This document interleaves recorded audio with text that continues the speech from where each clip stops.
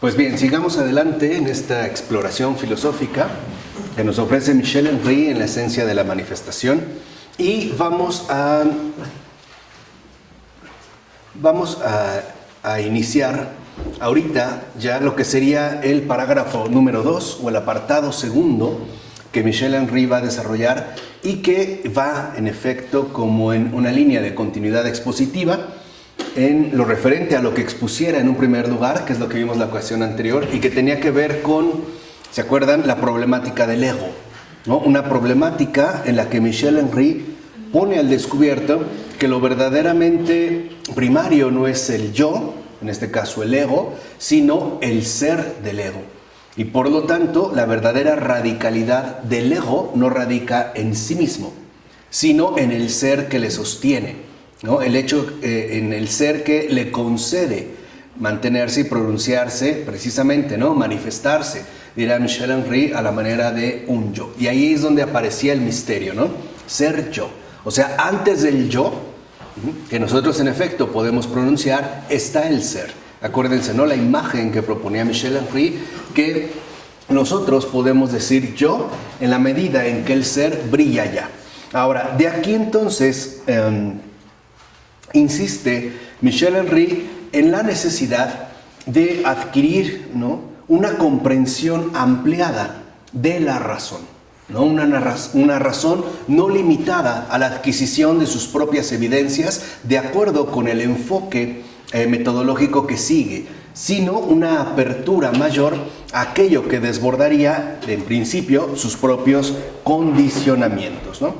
Y esto para entender, o más bien captar, y también asimilar la pérdida que experimenta el ego de ese privilegio exclusivo que al menos los planteamientos modernos, y que en general, dirá Henry, la filosofía occidental, de Occidente tal y como se ha desarrollado en Occidente, le habían venido asignando, ¿no? O sea, dicho de otra manera, lo primero no es el hombre, sino que es Dios, ¿no? Así pues, podríamos hablar también de una transferencia a la tercera persona, que en gran medida realizara a su manera, aunque de un modo muy distinto, Pavel Florensky, y era pasar del yo al él, pasar de yo a él, ¿no? ¿Se acuerdan que en Florensky la cosa se resumía de una manera bastante simple? Primero él, después yo, después tú, que sería en este caso el prójimo, y al último yo.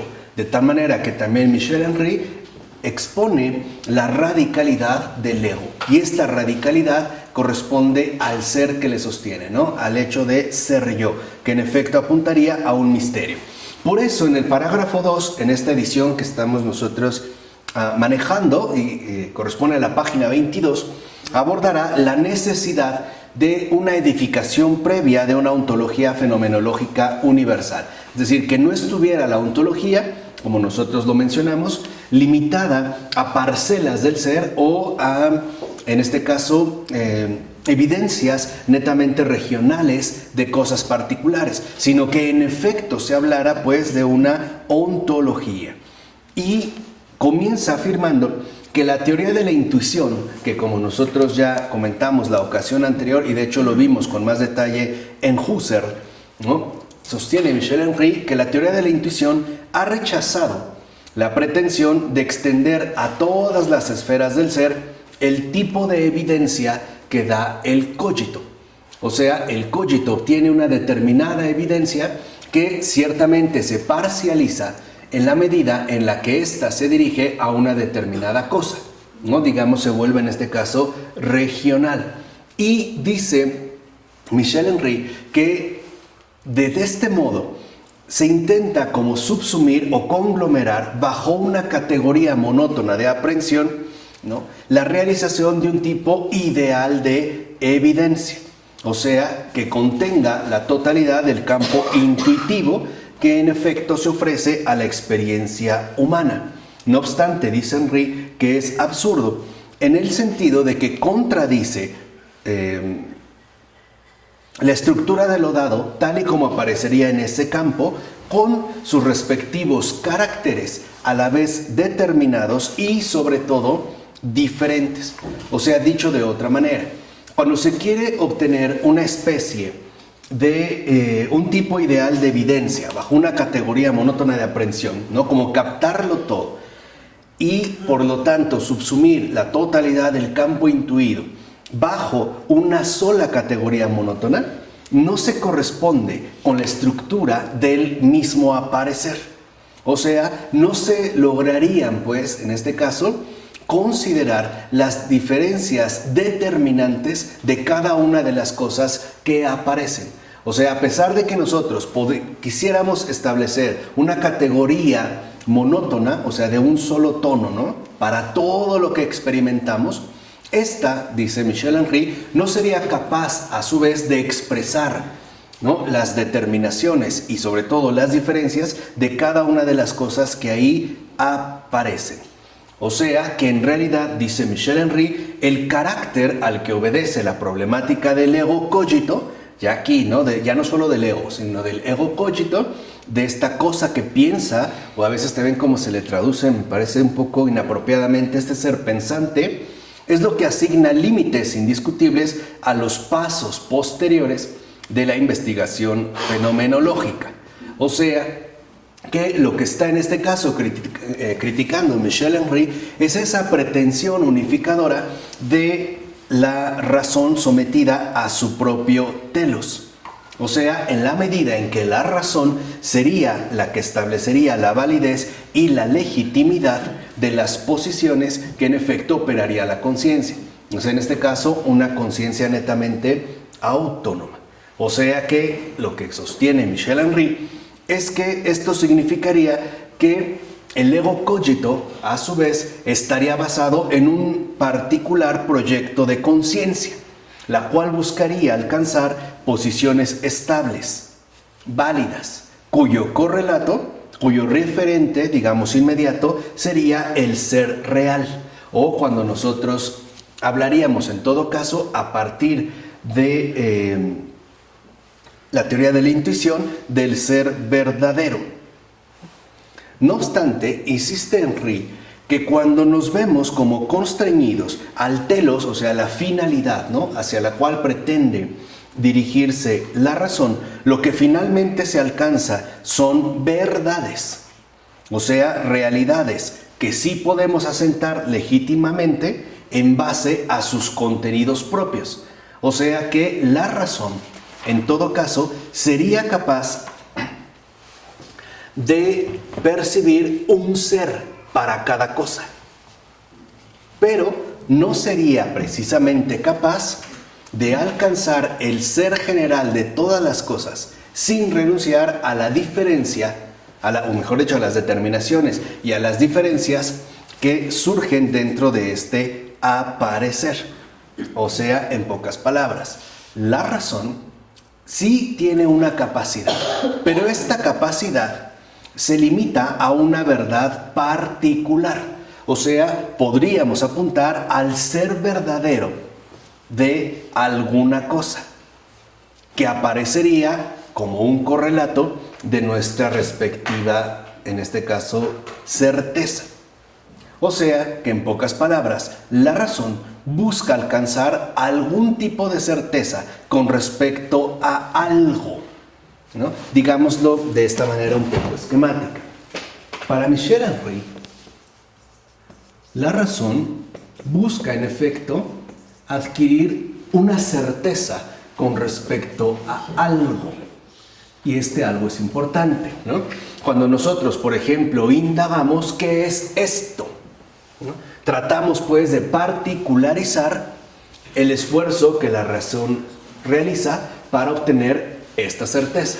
O sea, se ve limitada a algo. Entonces nosotros podemos decir, esto es, por ejemplo, una vaca.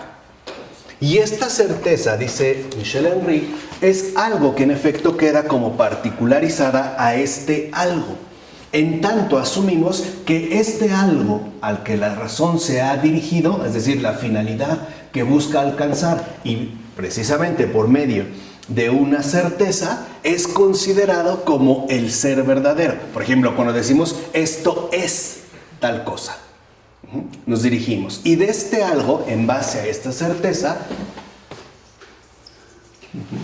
dice Michel Henry, pretende pues como derivarse el ser verdadero. No obstante, este ser verdadero de algo, esto es, tal o cual cosa, remite a una verdad particular. Y lo más importante, dice Michel Henry, es que la razón, al pretender en su respectivo telos, es decir, la finalidad que busca alcanzar, tener certeza de algo y por lo tanto lo que es algo, es exactamente el mismo modo que emplea para la obtención de certeza con respecto al cogito, por decirlo de alguna manera.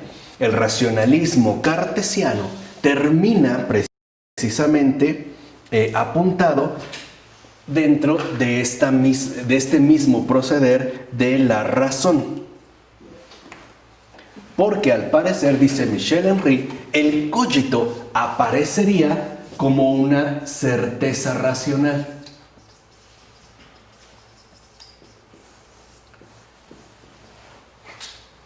Que en efecto podría quedar condensada en la afirmación de pienso, ¿no? Ego cogito significa yo pienso. Es decir, nos identificaríamos en tanto certeza racional como seres pensantes. Podríamos, pues, dice Michel Henry, apuntar, ¿no?, a esta significación, porque este sería el modo en el cual se obtiene en el cogito esa verdad que sirve para modelo de cualquier tipo de aprehensión y que por lo tanto quisiera gozar de un estatus de certeza racional. O sea, el cogito aparecería como una certeza racional en efecto alcanzada por vía misma de la razón, como si el cogito, el yo, se tratara de una cosa más entre cualquier otra cosa.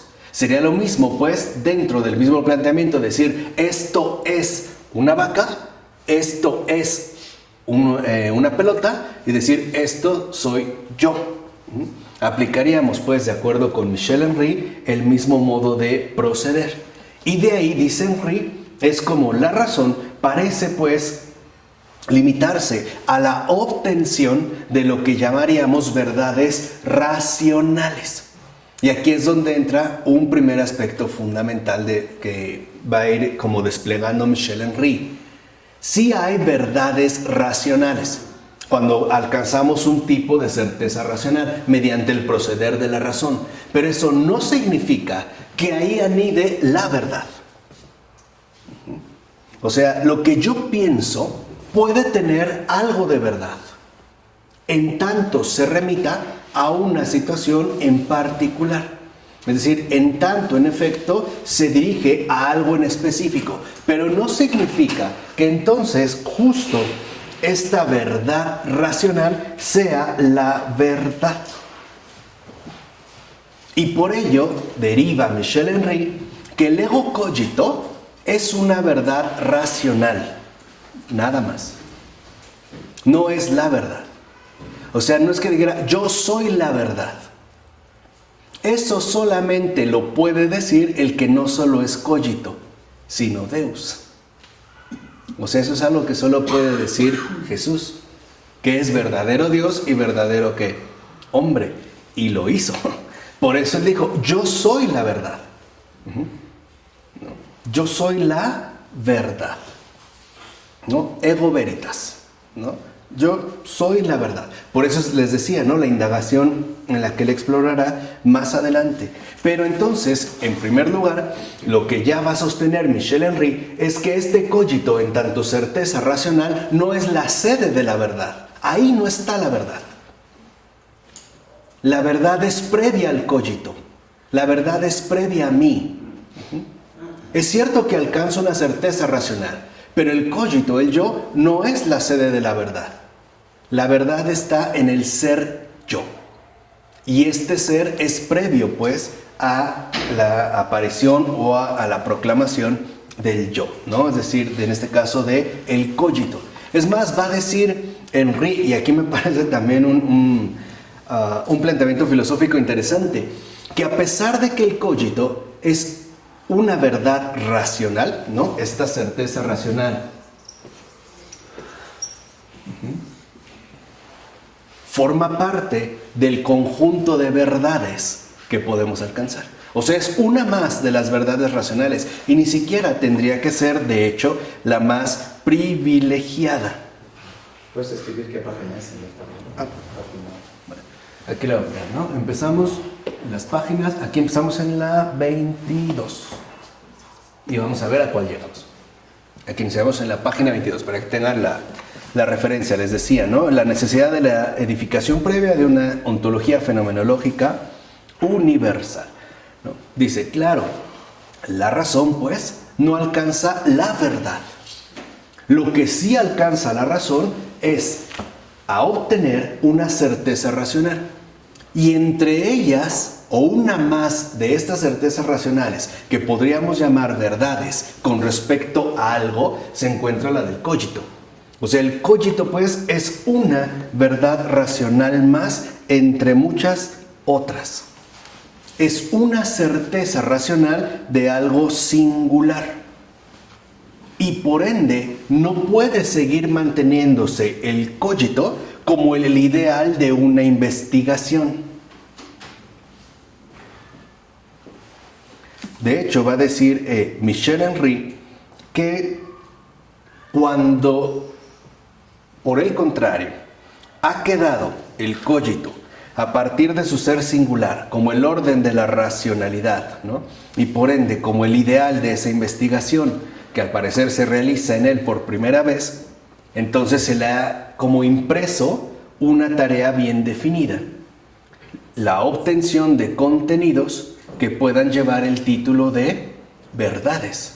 Entonces aquí lo que ya vemos es que Henry sostiene que la razón, en todo caso, nos permitiría obtener verdades, verdades con respecto a algo, incluso aunque este algo sea el cogito. Y sí podríamos obtener una certeza racional. Pero, en síntesis, la razón no es una facultad de lo universal. Ahí está, digamos, como lo fundamental. O sea, esta razón, dice Henry, no es una facultad de lo universal.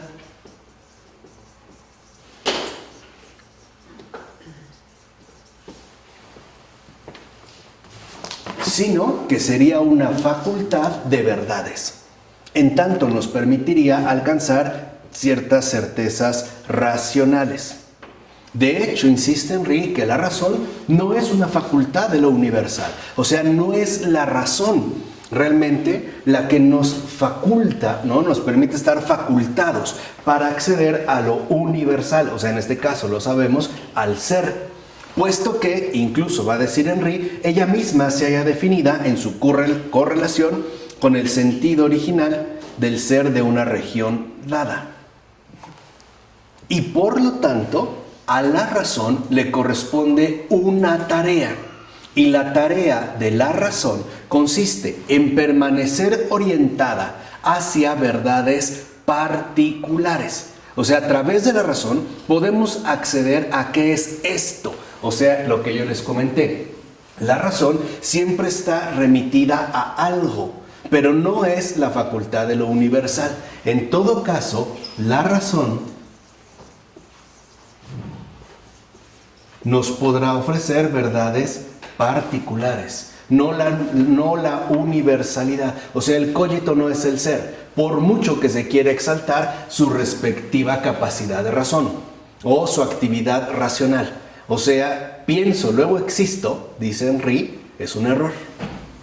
No puede afirmarse de esa manera.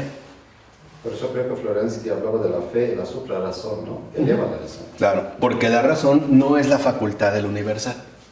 En todo caso lo será la fe. Pero bueno, aquí todavía nos mantenemos dentro de este margen, ¿no? Dentro de esta línea. ¿Va a llegar a esto? Claro, sí, adelante. Más, pero ya casi vea más adelante. Pero primero empieza como a desarticular, ¿no?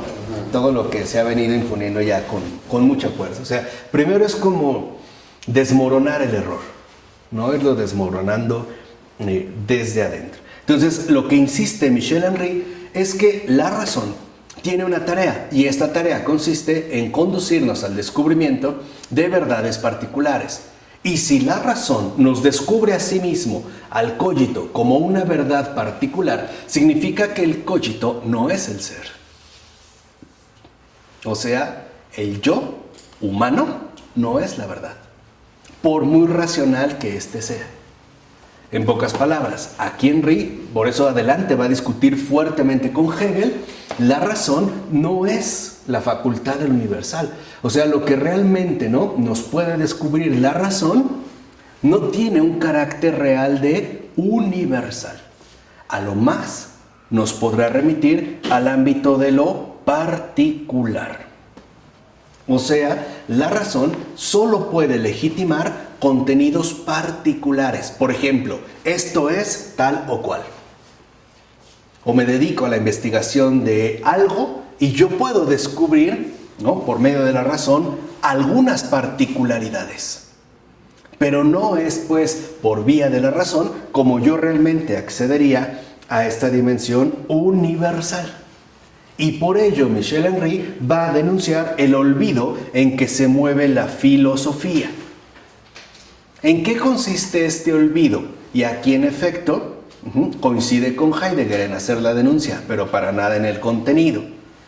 El olvido, dice Henry, de lo universal mismo, o sea, de la verdad, considerado en su esencia propia. Porque, dice Henry, y esto me parece muy muy fuerte, que la tarea de la filosofía no es acumular las verdades. O sea que la filosofía no tiene como tarea acumular verdades. O sea, la filosofía no puede tener como tarea dedicarse a las particularidades de algo, sea lo que sea, aún se trate de ¿qué? Del cogito. O sea que la verdadera tarea de la filosofía no es entonces acumulación de las verdades, sino la verdad misma en su esencia propia. Esa sería la tarea real, auténtica de la filosofía. No sería, nosotros podríamos decir, no se trata de acumulación de verdades particulares o de ejercicios racionales más o menos sofisticados. No se trata pues de acumulación, sino de comunión, de una verdadera comunión con la verdad. Así pues, la razón, dice Henry, no es lo más privilegiado en un ser humano, como se ha venido sosteniendo, al menos ¿no? desde la antigua tradición griega. Y si nosotros caemos en este olvido fundamental, que es el olvido de lo universal mismo, entonces se producirá una crisis de fundamentos. Y tiene razón. Es decir, hoy nosotros vivimos una profunda crisis de fundamentos, porque hemos olvidado lo verdaderamente importante, en este caso lo universal. Piensen en el relativismo. ¿Qué expone el relativismo? Una crisis de fundamentos. No hay nada en lo que apoyarse. No habría nada que nos permitiría establecer una postura en común. Y por lo tanto, en realidad, lo que nosotros veríamos sería una ausencia importante de fundamentos. Por eso no es casual que tratando de responder a esta crisis de fundamentos que Michel Henry también denuncia, la obra capital de Pavel Florensky se llamara La columna y el fundamento de la verdad. O sea, subsanar esta crisis de fundamentos para darnos una tierra firme y sólida de acceso a la verdad. Dice que la iglesia abre las vías del conocimiento verdadero. El conocimiento, la iglesia, claro, ¿no? Abre las vías del conocimiento verdadero. Claro. Sin la iglesia no se puede. ¿No? O sea, por eso tendríamos nosotros que poseer un verdadero sustrato, ¿no? de arraigo. O sea, tendríamos pues que poseer un verdadero fundamento. Por ello insiste Henry, y esa va a ser una de las críticas a Husserl, que la fenomenología no se puede reducir a una fenomenología de la razón. Otra vez, a una acumulación de las verdades particulares, sino que esta fenomenología más bien tendría que ser una verdadera fenomenología radical. Es decir, fenomenología de lo universal, fenomenología no limitada, que busca y se orienta hacia el sentido del ser. y por lo tanto hacia el verdadero trabajo ontológico que es primario. ¿No? Entonces, a ver, aquí podemos ver que Michel Henry, ¿no?, al denunciar este olvido del universal, esta crisis de fundamentos, a su vez nos ayuda a replantear por completo la propia labor filosófica. Y lo primero que nos dice Michel Henry es que lo primario, lo fundamental, es decir, lo esencial, es el ser, no el pensar. O sea, mientras Descartes, un poco para que vean, ¿no?, como la temática que desarrolla, decía, pienso, luego existo, Michel Henry dice, no, ser yo, pienso. O sea, hay un trasfondo mucho más primigenio que el mero acto pensante, ¿no? Es decir, que la mera actividad racional. Entonces, por eso va a insistir en este caso Michel Henry que la fenomenología tendría que coincidir con la ontología y no con las particularidades regionales que pone al descubierto la conciencia. Perdón, entendí todo, no entendí cómo la fenomenología, la ontología. ¿Qué es la ontología en este? En su forma tradicional, La ontología es el ser. el estudio del ser. Sí. Entonces lo que dice Michel Henry es que la verdadera fenomenología tendría primero que desarrollarse en tanto ontología, no en tanto a descubrimientos parciales realizados por vía de la razón. ¿Pero la ontología no es el ser humano? No, el ser real, el ser que sustenta a todos los demás seres. ¿Puedes definir qué es la ontología? Bueno, del modo tradicional, la ontología se considera esa rama de la filosofía que estudia el ser, ¿no?, como el ser en general. En cambio, Michel Henry lo que sostiene en un primer momento es que la fenomenología tendría que apuntar a una ontología, en tanto pone al descubierto el verdadero fundamento de todo lo que es. ¿La ontología está estudiando el ser material o el En ser general. pensante? Los dos. Los dos. El ser, digamos, en general. Pero el problema con la ontología tradicional es que supuestamente, como ahorita lo tratamos de expresar, el ser es un resultado obtenido por vía de la razón. Y lo que dice Michel Henry es que en realidad ese ser descubierto por la razón no es el ser, entiéndase con mayúsculas, sino una verdad particular que pudiera quedar remitida al cogito, ¿no?, al yo soy. ¿Qué sucede? Acuérdense, ¿no?, lo que decía Henry. ¿Qué sucede cada vez que un ser humano dice yo soy? Nosotros podemos decir yo soy porque previamente está el ser. Entonces, lo que sostiene Michel Henry es que la ontología nos tendría que poner al descubierto el sentido fundamental del ser, o sea, el verdadero fundamento de todo lo que es. Y en este caso correspondería con la verdad y por lo tanto superar el imperio de las regiones. O sea, lo que no quiere ya Michel Henry es que la ontología se limite pues a una ontología regional. ¿Cómo regional? ¿Sí? De esto es algo. O sea que solamente, ¿no?, la ontología nos pueda decir algo acerca de algo. Por ejemplo, ¿qué podremos decir de un ser humano? Es tal o cual cosa. Pero eso apelaría a una determinación muy particular, a una particularidad. Y lo que sostiene Michel Henry es que en realidad la fenomenología tendría que asumir su tarea fundamental en tanto ontología y captar el sentido del ser dentro de la verdad misma. O sea, en pocas palabras, lo primario no es lo que pensamos, ni siquiera lo que somos, sino el ser que nos hace ser. Vamos, lo primero es Dios. Hacia eso va. Entonces dice, ¿cómo puede, no?, en una de las preguntas que hace, ¿cómo va a poder la ontología regional, tradicional, igualarse a la tarea fundamental de la ontología cuando ésta permanece ciega con respecto a su propio fundamento? ¿Cómo podemos captar, ¿no?, el ser dentro de una esfera determinada, mientras el sentido del ser en general no se haya comprendido como el tema propio de la ontología? Entonces no solo se trata del ser a secas, sino de el sentido del ser en general.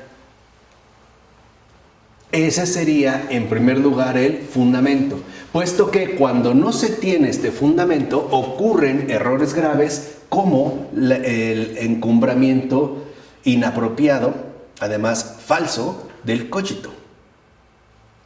Vamos, poniéndolo en otros términos un poquito más resumidos, podríamos decir, para Michel Henry, si no hay fundamento, cualquier cosa ocupa su lugar.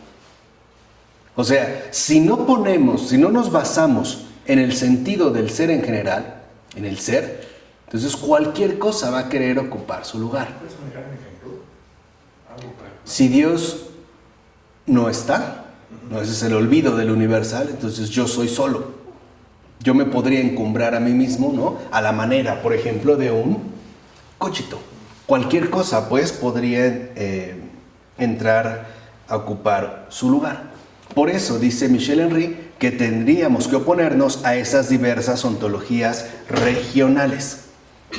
Llámense ontologías formales, o sea, abstractas, conceptuales, o bien ontologías materiales.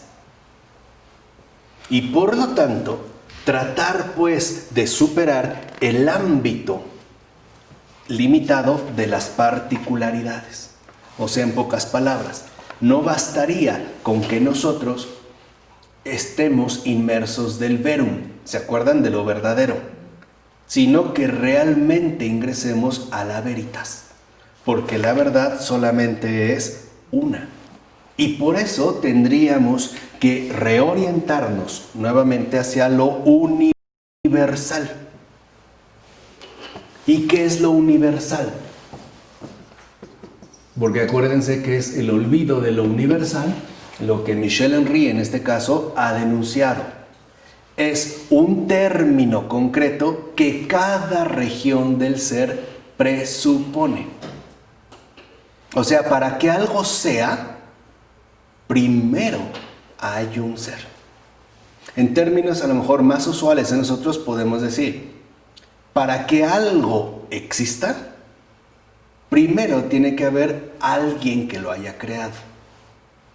No es un mero juego de palabras, pero Michel Henry nos está insistiendo de una manera muy pertinente que no perdamos de vista qué es primero. ¿Qué es lo primero? ¿Qué es, pues, en este caso, el fundamento? Pero nuestro fundamento también es el cosmos. Uh-huh. Pero este cosmos, a su vez, tiene otro fundamento. Uh-huh. Esta, por ejemplo, es más o menos como una de las intuiciones que desarrollara Aristóteles, por ejemplo, en su metafísica, ¿no? Aristóteles, a muy grandes rasgos, tenía mucho que no hablaba de Aristóteles. Bueno, lo tendré que hacer. Pero Aristóteles, por ejemplo, en su metafísica, él trata de dar cuenta del movimiento que nosotros percibimos y experimentamos, ¿no? Lo que a él le interesa es captar como la esencia del movimiento. ¿Por qué cambian las cosas? Ahora, dentro del análisis que realiza Aristóteles, se da cuenta de que el movimiento, a su vez, presupone un primer principio que ponga en marcha todo lo demás. Y a este primer principio, Aristóteles le da el término de motor inmóvil. Fíjense, y no es como una contradicción, es como el motor, porque es lo que pone en marcha todo lo demás, pero a su vez es inmóvil. ¿Por qué es inmóvil? Porque si este fuera puesto en movimiento por algo más, entonces no sería el principio. O sea, lo que está buscando Aristóteles es el fundamento. Dios. Es Dios. De hecho, él le llama primer motor o motor inmóvil. Tomás de Aquino va a seguir un poco estos planteamientos, ¿no? Por ejemplo, un poco para que entiendan, pero es la búsqueda fundamental del fundamento. Entonces, ¿qué es realmente lo universal? Aquello que toda región del ser presupone. O sea, lo universal, pues, no sería una abstracción elaborada a partir de las particularidades, ¿no?, que se exponen a la razón, sino que lo universal sería el verdadero fundamento. ¿Saben quién? A ver, un ejemplo ahorita que no estaba como trabajando.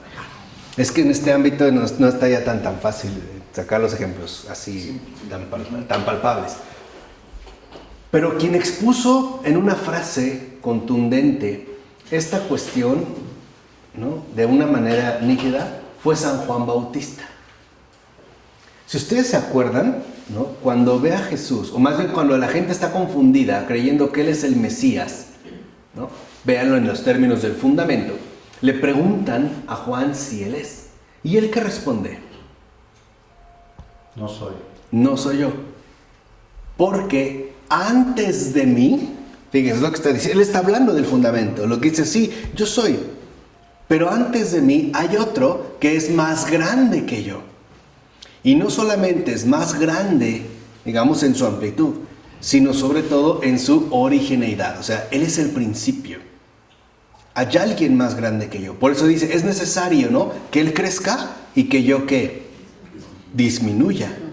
De tal manera que en este fundamento, ¿no?, el ser yo apelaría a que, a pesar de que en principio nosotros vemos una vinculación inmediata entre ser yo, hay un presupuesto fundamental que nos permite asumir este posicionamiento. Si se requiere, como dijo Juan Bautista, que Él crezca y que yo disminuya, significa que entonces la prioridad, por decirlo, ya no soy yo.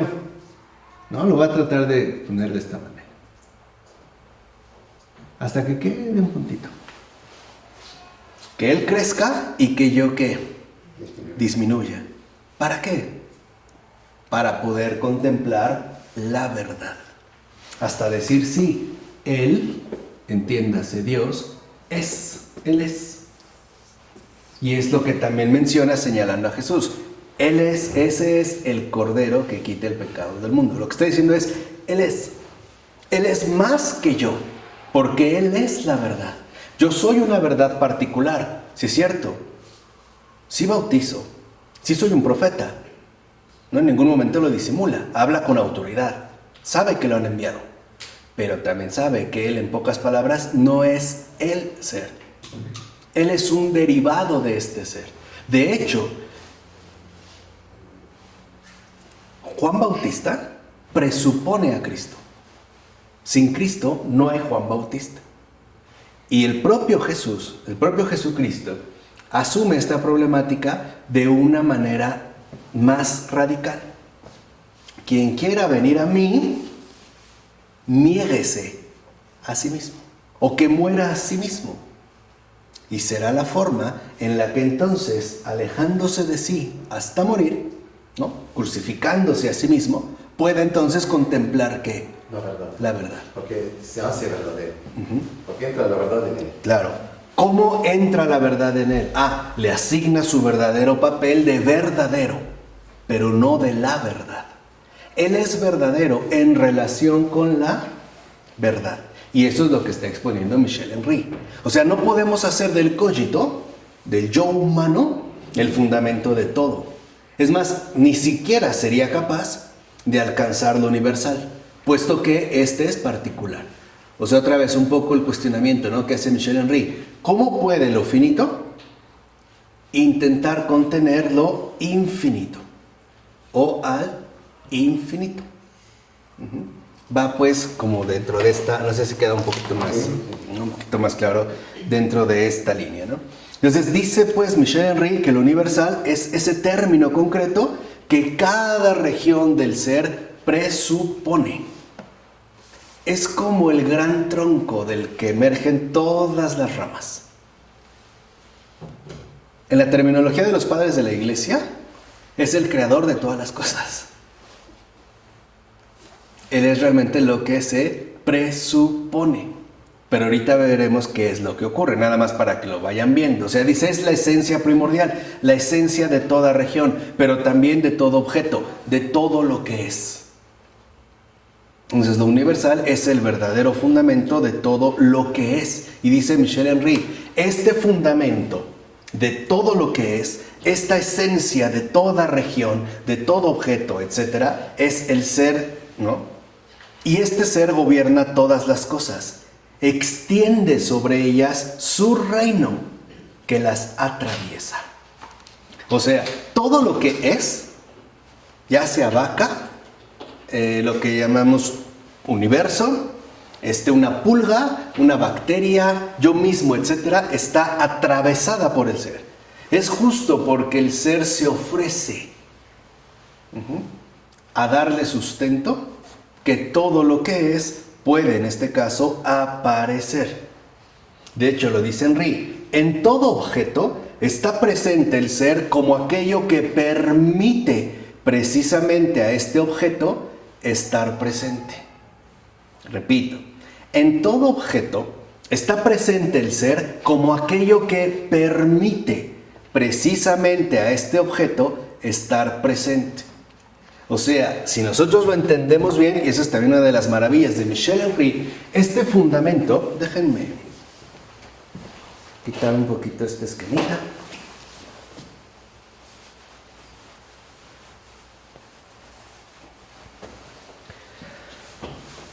Es universal, que es el fundamento, es una cortesía. Es la cortesía de dejar ser a los demás a partir de sí. Tan cortés, ¿no es la bondad de Dios? Tan cortesía que pareciera que Él se desaparece para que lo existente pueda precisamente sostenerse. ¿No? Como cuando a alguien le hace un gesto de cortesía y le brinda así incluso el lugar preferente, ¿no? ¿O no? Pásale, mira, aquí, ¿no? O, no sé, después de ti. ¿No? O sea, lo pones pues como en primer lugar. Dice, es este fundamento la presencia misma. Es lo que realiza la esencia de la presencia. Es una concesión. Dios nos ha concedido ser a partir de sí. Es una concesión. Y justo porque es una concesión, uno puede responder o no responder. No es una obligación, es una concesión. Se puede no responder con gratitud o bien con desprecio. Y dice Henry, ok, la presencia misma es la presencia que permite que todo lo existente se haga presente. Es este fundamento, ¿no? Es aquello que presupone todo lo que es, todo, como un gesto real de cortesía. ¿Qué ha hecho Dios al crearnos? ¿No ha tenido un gesto de cortesía? ¿No nos ha dicho, yo quiero que tú también seas? ¿O no? ¿Cómo crea Dios en el Génesis? ¿Qué dice? ¿Qué palabra usa? Dijo Dios. Así. Y dijo Dios. ¿No es también como, yo también quiero que tú seas? Ahora, para que tú seas, para que algo sea, requiere un sostén. No se sostiene en sí mismo. ¿Quién le ofrece ese sostén? La palabra. La palabra. O sea, el ser de todas las cosas. Que es Cristo. Todo está sostenido por Cristo. Todo. Ahí está pues el fundamento. Pero es una cortesía. Es lo que yo le decía, es una concesión. De hecho, lo va a decir más adelante Michel Henry. Y dice, ¿y a qué se reduce esta? La esencia de la presencia. Es algo más que una forma vacía que añadimos cada vez a una existencia material, a la realidad de un objeto, de un utensilio, de una cultura, de una persona, de un valor, como cuando decimos, esto es. ¿Qué es pues este es fuera de esta cosa, de esta persona? La esencia de la presencia no significa más bien la disolución de toda presencia efectiva. Y aquí es donde entra, me parece a mí, como el planteamiento quizá más complicado en Michel Henry. Para Michel Henry, para que accedamos al fundamento, a este gesto de cortesía, es decir, a la esencia de la presencia,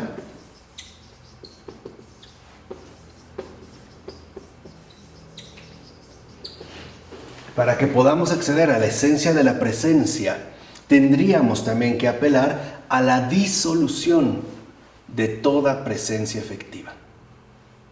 Es lo que yo le decía con Juan Bautista. para que podamos nosotros acceder a la verdad, tendríamos pues que renunciar a nuestras verdades ¿qué? Particulares. En particular a la disolución del uno mismo. O en todo caso a la disolución del yo mismo. Como lo decía esto de los prejuicios, ¿no? Eliminar los prejuicios. Eliminar los prejuicios, pero que sería solo una parte. No estaría parcializado. No basta con eliminar los prejuicios, porque el ego es a su vez un prejuicio.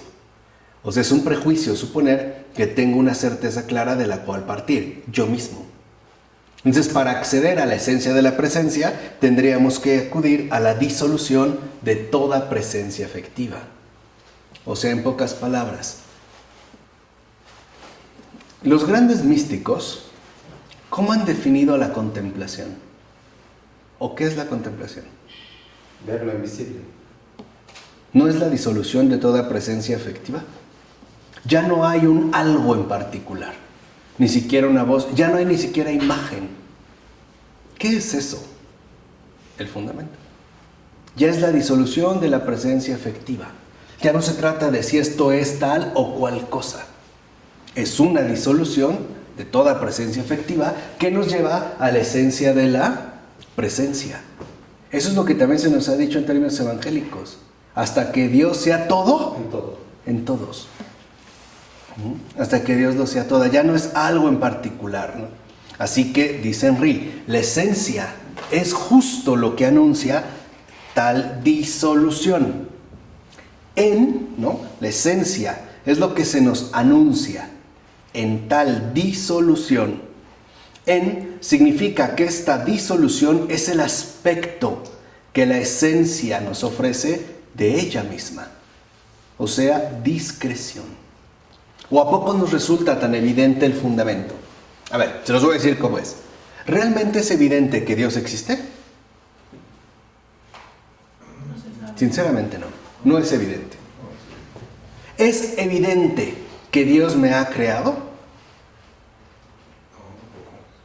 No. ¿Es evidente que la esencia me sostiene? ¿Que el ser me sostiene? No. No es evidente. Por eso dice Michel Henry que la esencia de la presencia se puede percibir sobre todo a partir de su respectivo aspecto. ¿Y cuál sería como la peculiaridad de este aspecto? La pura humildad.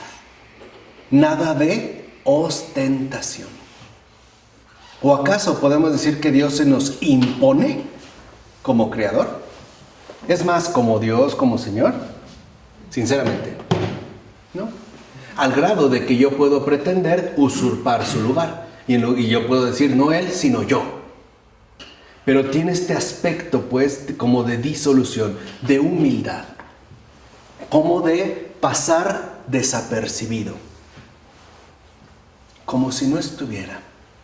No es, de hecho, es el gesto más bello de la cortesía. ¿No es la verdadera cortesía este gesto de pasar como desapercibido para no acaparar toda la atención sobre uno mismo? ¿O no? Siempre sí, ¿no? ¿No? Es como una especie de anonimato, ¿no? Como de mantenerse en el anonimato. Hoy nosotros utilizamos una frase peculiar, ¿no? De mantenerse de muy bajo ¿qué? Perfil. Hasta casi pasar ¿qué? Desapercibido. ¿Qué es San José? Así es. Por eso es esencial San José. Por eso es tan esencial San José. ¿A poco se impone? Bueno, ni una palabra se menciona en el Evangelio dicha por San José, ni una. ¿Que hizo algo importante? Es más, cuando se le menciona de manera directa parece de forma peyorativa, ¿no? ¿No es este el hijo de José el carpintero, así como ese don nadie? ¿No parece como permanecer oculto? Entonces podemos entrever hacia dónde va la ontología. No es un ejercicio racional, es un verdadero ejercicio de humildad. Porque antes que yo, tú eres. ¿Se entiende? Ahí se va este gesto. Pues es parte de lo que yo les decía de la cortesía. Es delicadeza. Es belleza. Dios no se nos impone, no nos doblega. No, yo soy tu creador y te doblegas, ¿no? Me adoras, ¿no? Incluso pareciera, ¿no?, que está como ausente, como desapercibido.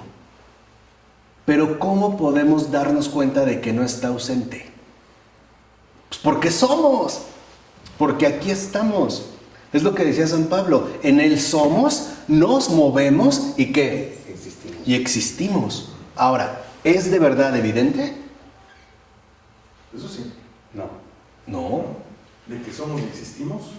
no. Pero por Él, Ah, bueno. no. Es lo que decía, ¿es evidente que Dios existe? ¿Así evidente?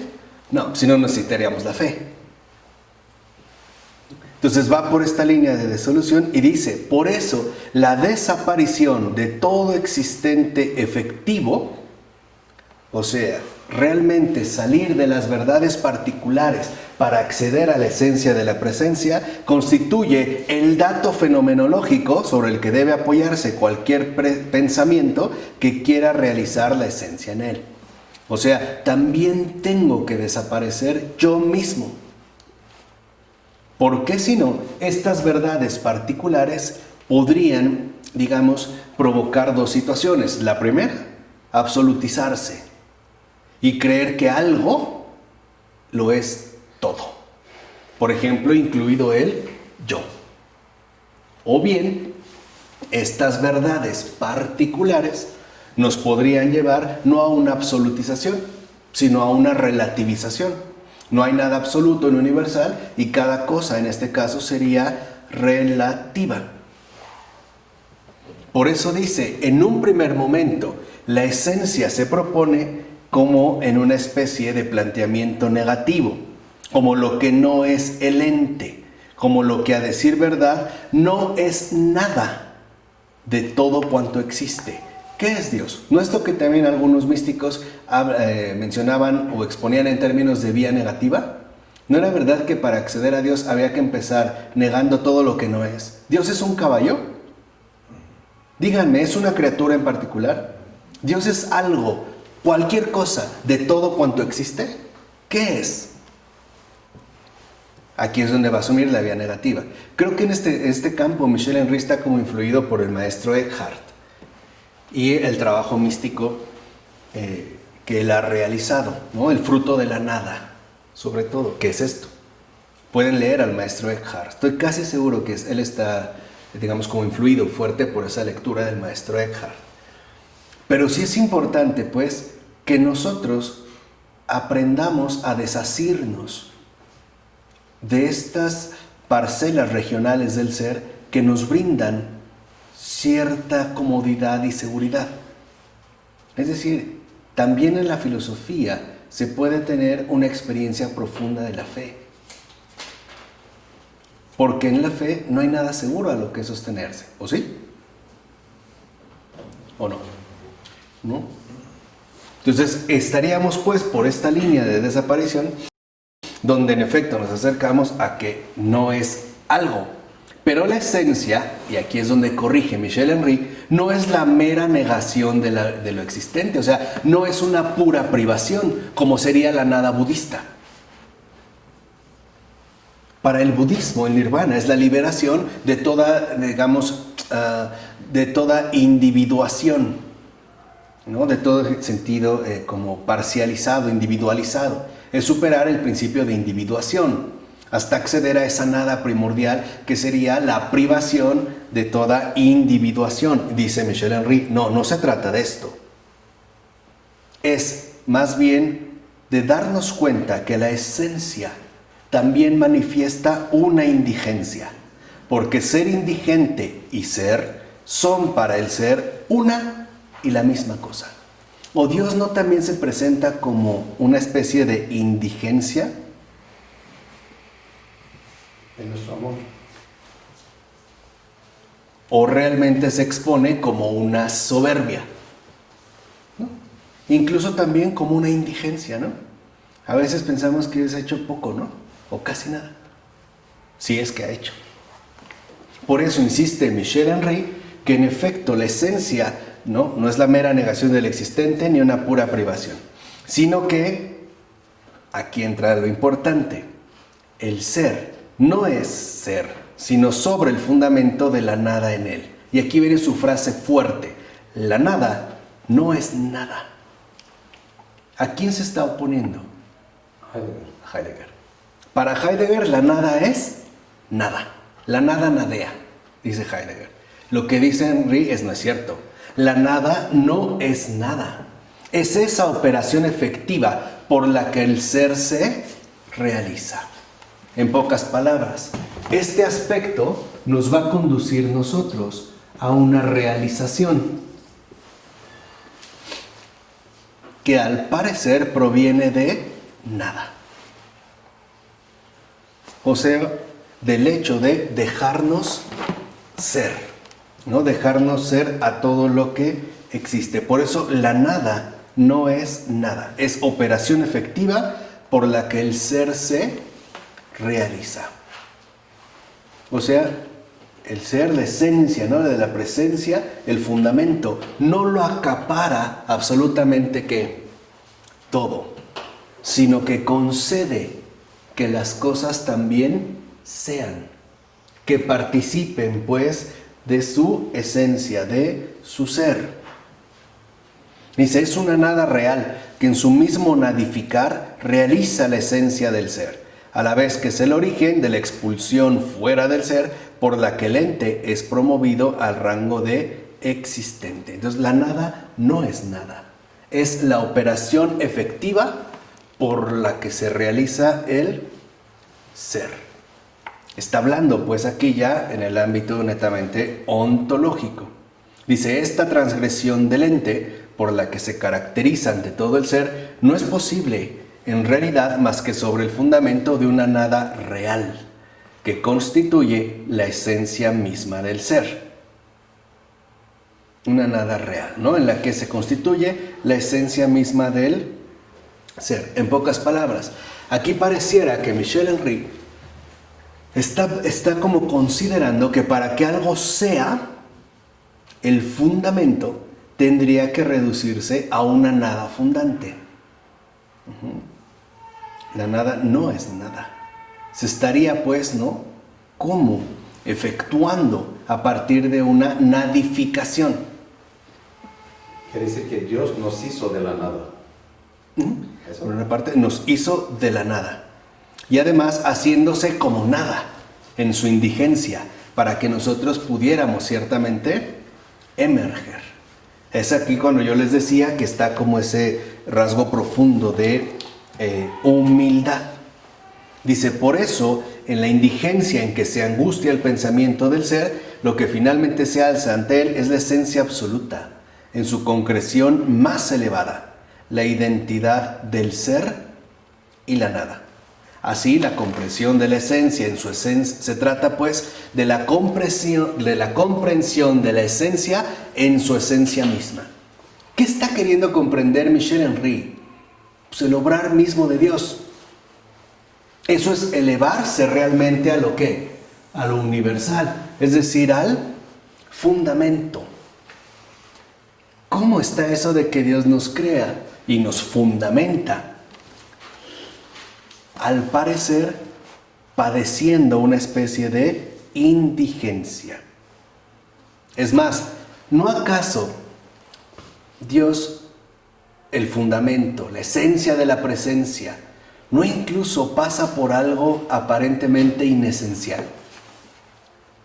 ¿O no? Que somos nosotros.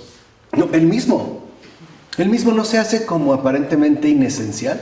No por eso alguien puede decir Dios no existe, o provenimos de los monos, o fue un Big Bang, o lo que sea. Dice Henry, pues lo que se desvela en el carácter aparentemente inesencial de la esencia es la esencia positiva del ser. O sea, el obrar mismo de Dios, que aparentemente se hace inesencial.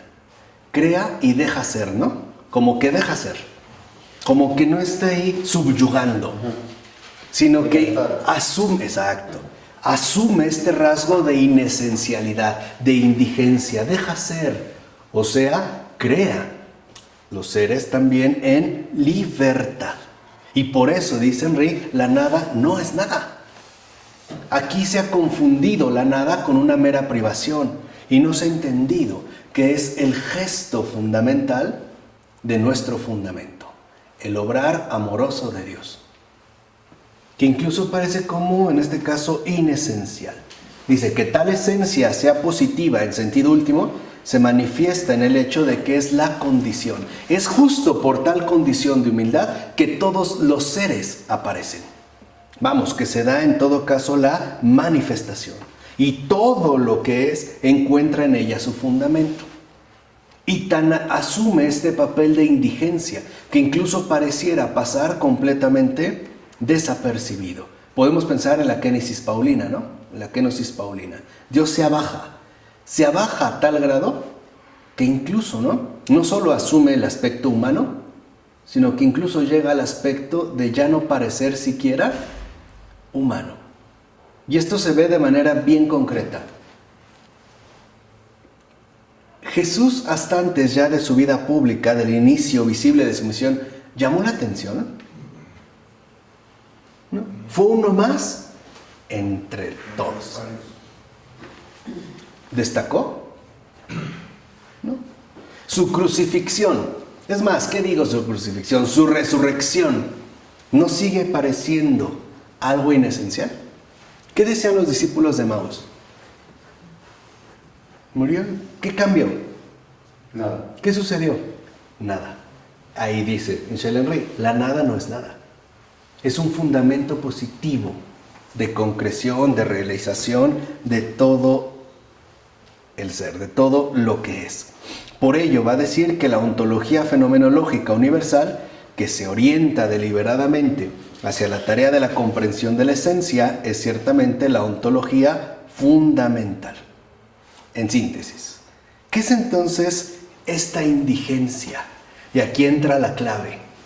¿Qué es entonces la esencia? ¿Qué es lo universal? ¿Qué es la esencia de la presencia? Ese aspecto humilde, ¿no? Que incluso aparentemente se revela como inesencial para manifestarnos a nosotros la realización. Pues indulgencia.